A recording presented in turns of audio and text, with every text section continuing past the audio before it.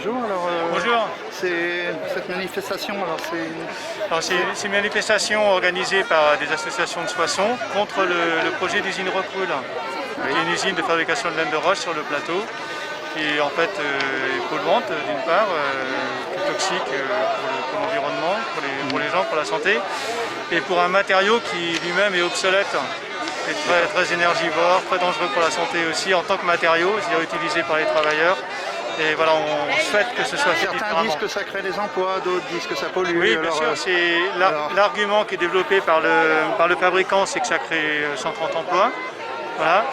Il faut savoir que pour des matériaux biosourcés en isolation, on créerait 3 fois plus d'emplois. L'isolation en chambre ou en lin, ça se fabrique déjà, donc on peut comparer avec d'autres fabricants, on crée 3 fois plus d'emplois proportionnellement. Pour faire l'avocat du diable, enfin je suis obligé de le faire. Oui, bien sûr. Ils disent que c'est très cher le chanvre, tout le monde ne peut pas l'acheter. Aujourd'hui, c'est plus tout à fait le cas. Oui. Nous, on fait des ensembles de logements sociaux, par exemple, avec du métis. Vous connaissez le métis? Oui. C'est fabriqué par le relais, avec de la cellulose ou avec du chanvre. Non, aujourd'hui, c'est plus vrai. Tant que le matériau lui-même pèse peu sur la globalité d'une construction. Mais je voulais vous demander aussi, mais ça a déjà été voté par la comité d'agglo du Grand Soissons, donc oui. Est-ce que ça a l'air bien lancé, bien ficelé? Vous avez encore un pouvoir de... Nous, on a encore des pouvoirs d'action, c'est d'abord de faire un recours contre l'arrêté préfectoral. Ça, c'est une possibilité. Le maire de Courmel a émis un refus de permis de construire, donc il y a encore des moyens d'action possibles. Et après, les autres moyens d'action, c'est de continuer à sensibiliser les gens, agir au niveau politique autant que l'on peut. Il y a de plus en plus de mobilisation contre.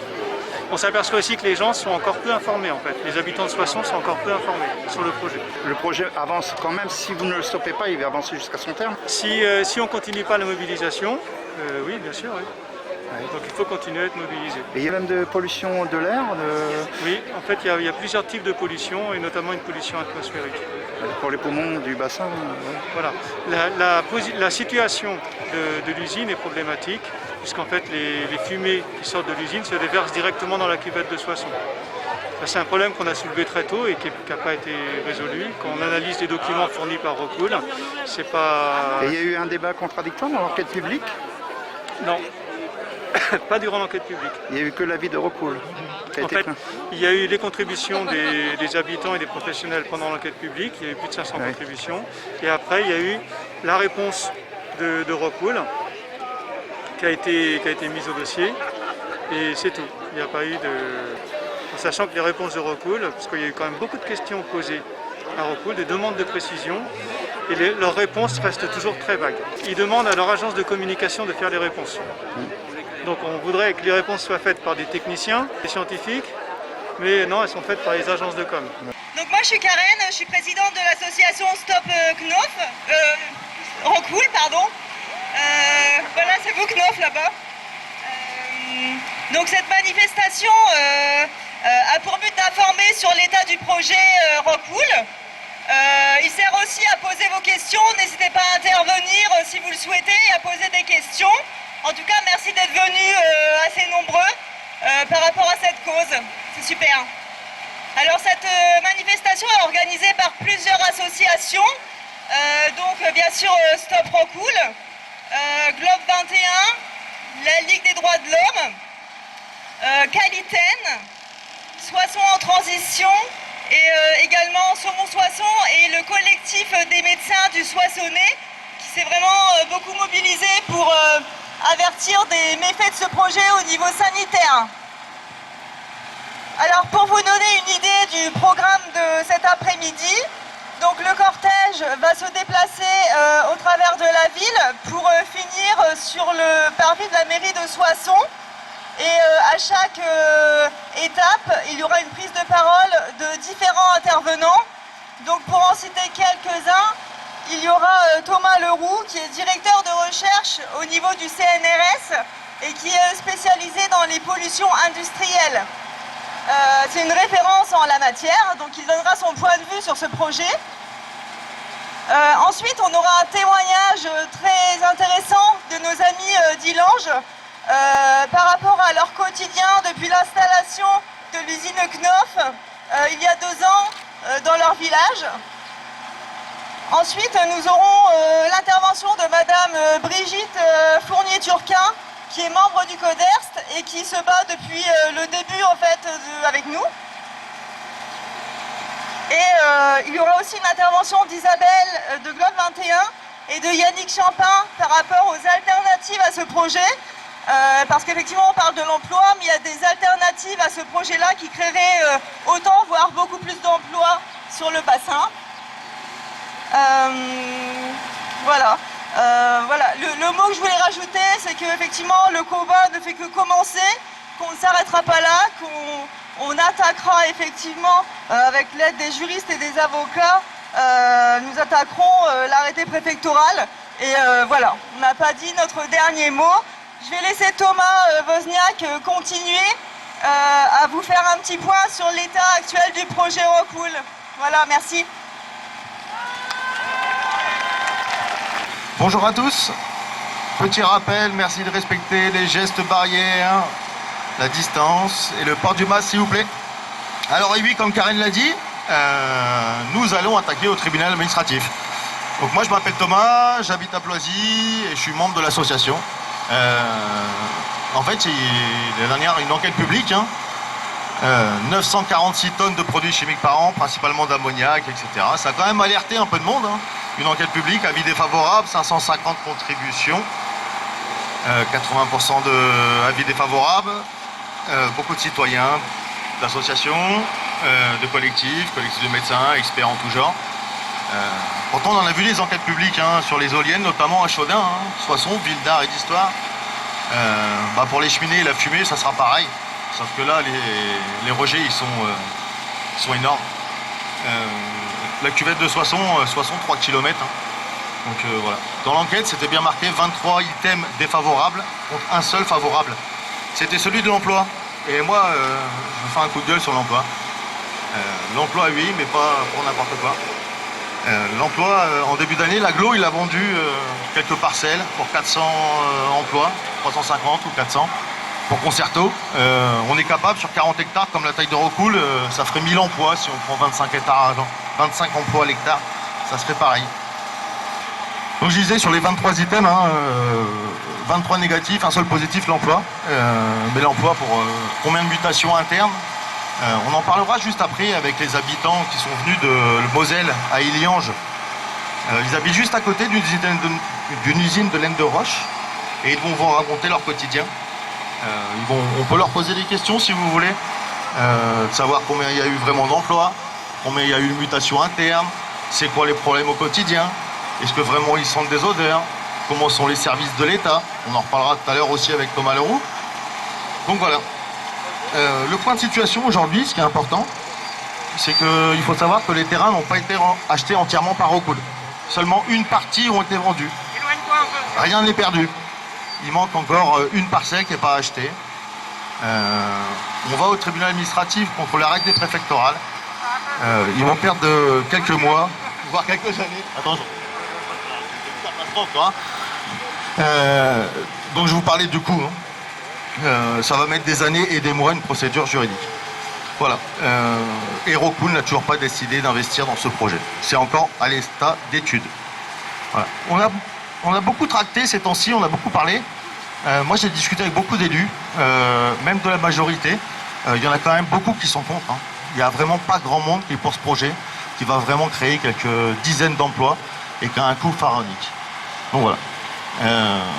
J'aimerais que les gens d'Illange viennent ici témoigner de ce qu'ils vivent au quotidien. Alors ils ont préparé un petit texte de ce qu'ils vivent au quotidien pour se rendre compte. Voilà. Et après, s'il y a des gens qui veulent poser des questions, le micro est libre, vous pouvez prendre la parole, on peut débattre. Et voilà, c'est l'occasion, ils sont venus exprès pour vous, et je pense que vous pouvez les applaudir. Chers amis du Soissonnais,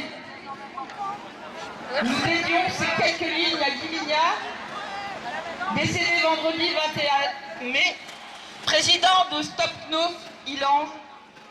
Lui qui s'est battu dès le début contre l'aberration de ses projets, les usines de fabrication de laine de roche, Knauf à Illange et Rockwool à Soissons. Des usines classées ICPE, IED, donc très polluantes. Nous avons la rage au ventre, rien qu'à la perspective de voir Rockwool vouloir s'implanter dans la région. Le mépris de votre santé, celle de vos enfants et de vos petits-enfants, de votre environnement et votre démocratie. Ces trois valeurs essentielles vont être sacrifiées sur l'autel du profit. Votre combat est légitime. Non au chantage à l'emploi, non au permis d'empoisonner, des rejets toxiques dans l'air, de l'oxyde d'azote, de l'oxyde de soufre, d'ammoniac, du formaldéhyde, du phénol, de l'arsenic, des métaux lourds par milliers de tonnes, tous les jours, 7 jours sur 7, 24 heures sur 24. Non à la dictature du profit à tout prix. D'autres alternatives sont possibles. Et d'une lutte locale sont aussi reliées à la question plus large du système mortifère qui nous gouverne. À Illange, nous subissons toutes ces nuisances depuis pratiquement 2 ans, dans le mépris le plus total des élus qui ont laissé faire. Il est encore temps pour Soissons de réagir. Ensemble, citoyens, continuons la lutte.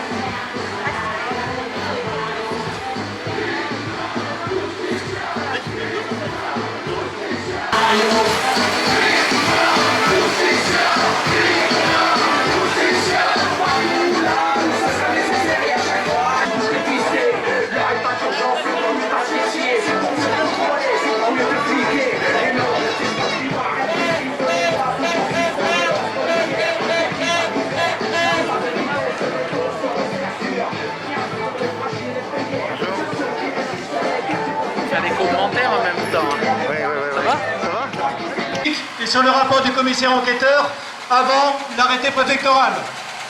Donc on a été gentiment invités à donner notre avis lors de ce CODERST. Pour vous dire, ça a été très très court, très simple, 3 minutes, et puis merci, au revoir, vous pouvez sortir. Donc voilà, maintenant je passe la parole à Brigitte Fondet-Turca qui va vous expliquer un petit peu plus comment ça se passe.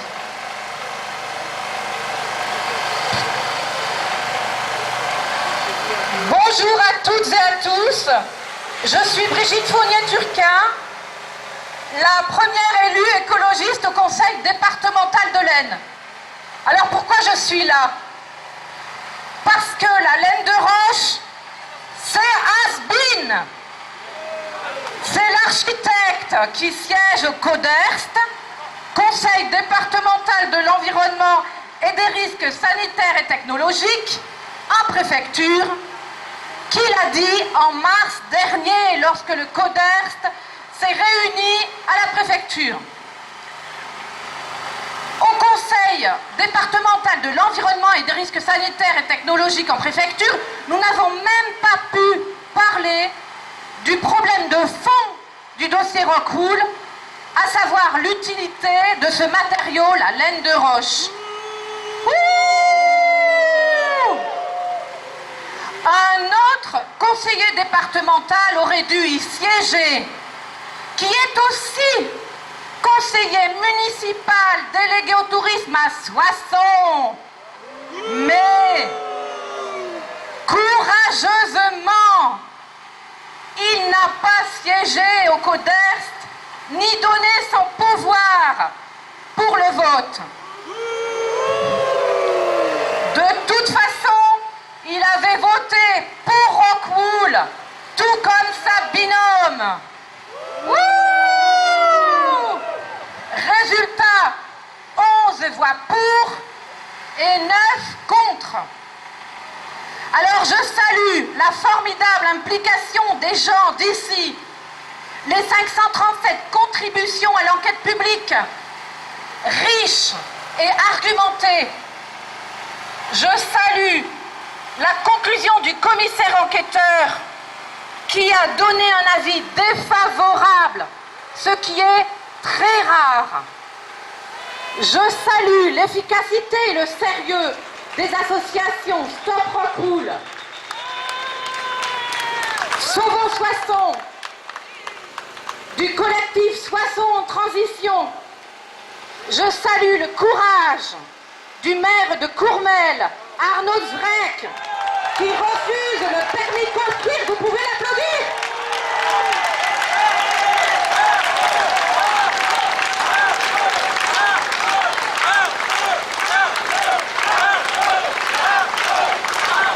Je salue les rares élus qui s'engagent contre l'implantation de cette usine Rockwool. Je ne vous parle pas des élus qui, au détour des marchés en ce moment, ont le culot de dire qu'ils sont contre Rockwool et qui votent pour dans toutes les assemblées où ils siègent. Alors que cette usine est très polluante, très énergivore, et qu'elle développe en plus un discours de greenwashing scandaleux au nom de l'isolation thermique des bâtiments. Cherchez l'erreur. Alors François Veillerette, que beaucoup connaissent, car il a fait du lien entre la santé et l'environnement son combat. Je vous adresse le message qu'il m'a transmis parce qu'il est retenu géographiquement loin d'ici. François Veillerette est aussi le porte-parole de l'association Génération Future et il a été l'ancien vice-président du conseil régional de Picardie. Voilà ce qu'il vous adresse comme message. Alors que le contexte sanitaire actuel voudrait qu'on mette enfin la prévention des maladies chroniques au centre des politiques de santé en France, le projet d'usine Rockwool à Courmel, près de Soissons, nous ramène brutalement au monde d'avant. En effet, près de 1000 tonnes de polluants divers seraient émis chaque année par cette usine dans l'atmosphère de l'agglomération soissonnaise. Particules fines, ammoniac, oxyde d'azote et de soufre, composés organiques volatiles, et même le formaldéhyde viendraient alors menacer la santé des habitantes et des habitants de Soissons et de toute l'agglomération. De nombreux médecins locaux ont d'ailleurs clairement souligné la dangerosité de ces polluants pour la santé humaine. Je tiens donc à vous apporter tout mon soutien dans votre lutte contre ce projet dangereux. Car, plus que jamais, le département de l'Aisne, comme toute notre région des Hauts-de-France d'ailleurs, ont besoin d'une politique de prévention des maladies chroniques dont ses habitants souffrent plus que ceux des autres régions françaises, qui soit basée sur une action préventive forte en matière d'environnement. Aujourd'hui, une activité économique réellement moderne ne peut plus se faire au détriment de la santé du public. Voilà ce que François Veillerette nous disait. Alors, maintenant, cette usine n'est pas construite. La lutte continue. Et vous saurez, nous saurons la mener. Je vous apporte un espoir pour le climat et pour l'emploi. Derrière Karima Delli qui prend aujourd'hui même, officiellement parti contre l'implantation de cette usine. Dans l'Aisne, cette liste régionale pour les Hauts-de-France est présente. J'en suis une des porte-paroles aujourd'hui et François Veillerette nous soutient. Dans les 15 propositions pour changer la vie et agir pour le climat, 4 concernent Rockwool. Bonjour à tous, je m'appelle Marie-Laure Compin-Dubus. Je suis d'abord une citoyenne du Soissonnais et depuis les premières heures, je suis contre cette usine Rockwool.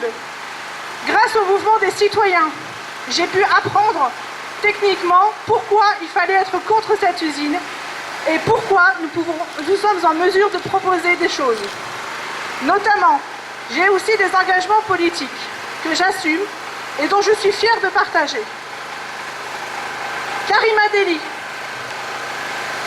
pour les Hauts-de-France, c'est une industrie et une économie relocalisée et durable.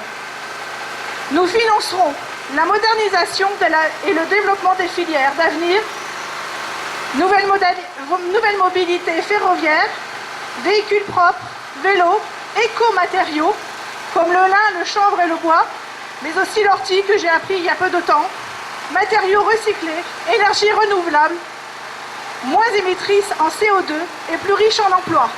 Ça tombe bien, l'emploi fait partie de nos mesures. 100 000 emplois verts devront être créés sur notre prochain mandat. Merci de votre écoute.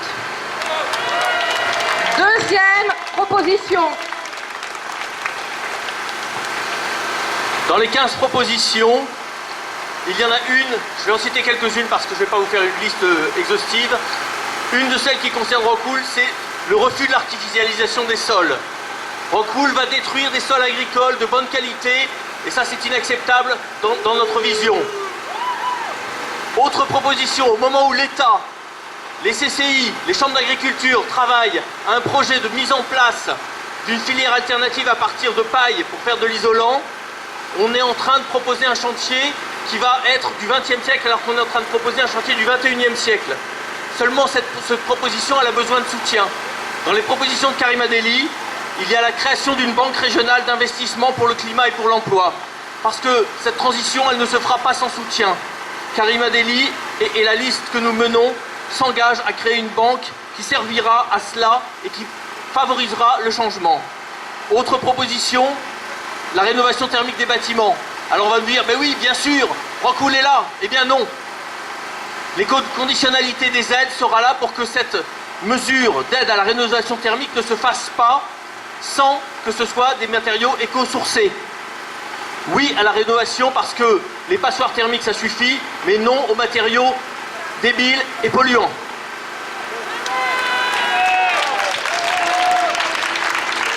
On propose 100 000 emplois verts et durables. Alors, je compte sur vous pour faire mentir les sondages et permettre à Karima et toute l'équipe hyper motivée de travailler pour vous en région dans la pluralité démocratique. Les maires qui se sont opposés à Rockwool, il y a aussi des élus. On a parmi nous un député européen, David Cormand. Si vous avez compris dans ce dossier avec le CODERST, avec les décisions, les votes en comité d'agglomération, au conseil départemental, etc., les politiques ont un rôle à jouer. Et donc il y a des gens qui s'engagent et qui ne comptent pas leurs heures pour cela. Donc je souhaite qu'on les mette à l'honneur. Donc si vous voulez vous avancer, il y a de la place là, venez, n'ayez pas peur. Donc les candidats, il y a des candidats pour les régionales, il y a des candidats pour les départementales. Et tout ça, ça compte pour porter votre lutte. Soyez-en sûrs. Avancez-vous, avancez-vous. Voilà. Sylvie, Daniel, je vois plein de monde là. Voilà. Et ben voilà. Et ben moi juste, je voulais qu'on les salue, qu'on leur dise bravo. Que nous les applaudissions parce qu'ils vont nous soutenir dans notre combat à l'Europe, à la communauté d'agglo, à la région, au département. Bravo à vous. Merci. On va laisser la parole à Thomas Leroux, qui est chercheur au CNRS, directeur de laboratoire, et qui est un expert qui a beaucoup contribué pour nous apporter des éclaircissements sur ce dossier. Notamment, vous pouvez lire des articles sur le site Stop Rockwool WordPress. Bonjour à tous. Ça fait plaisir de se voir dans la rue ensemble. Plus de 400 personnes, je pense. C'est pas mal pour Soissons. Après ces longs mois où on était isolés les uns des autres, on reprend la parole. Et il n'y a que comme ça que la mobilisation peut s'amplifier. C'est retourner dans la rue, se réunir, échanger, ramifier les réseaux, diffuser l'information.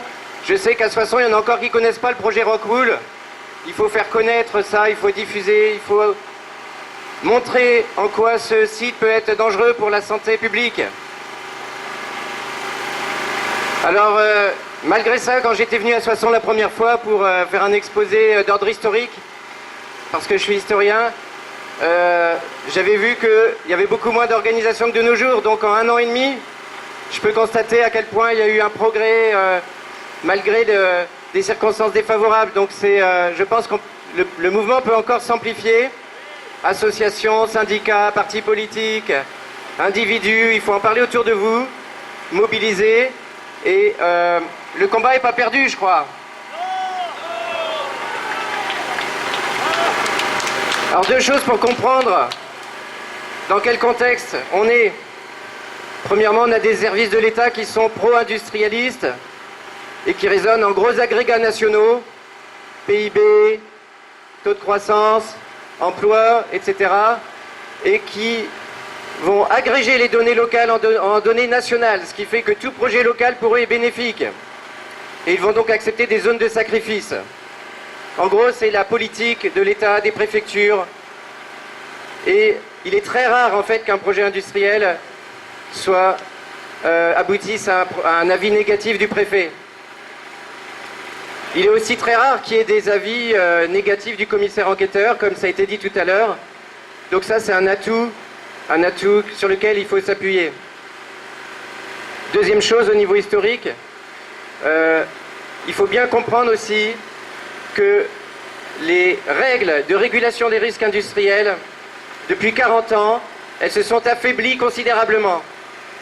On peut parler de régression du droit de l'environnement.